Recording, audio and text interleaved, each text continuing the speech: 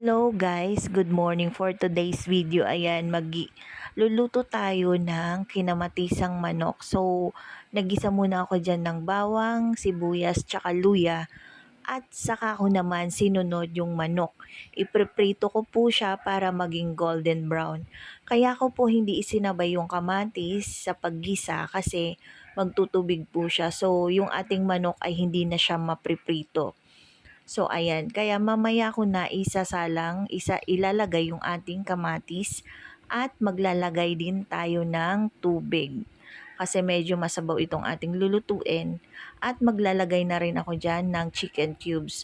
Ayan yung aking mag-aama naglilinis ng aming kusina habang ako nagluluto ng aming ulam ngayong tanghalian. Hindi ako naglagay ng bok choy dyan kasi may tanim namang kaming malunggay para hindi na ako bumili.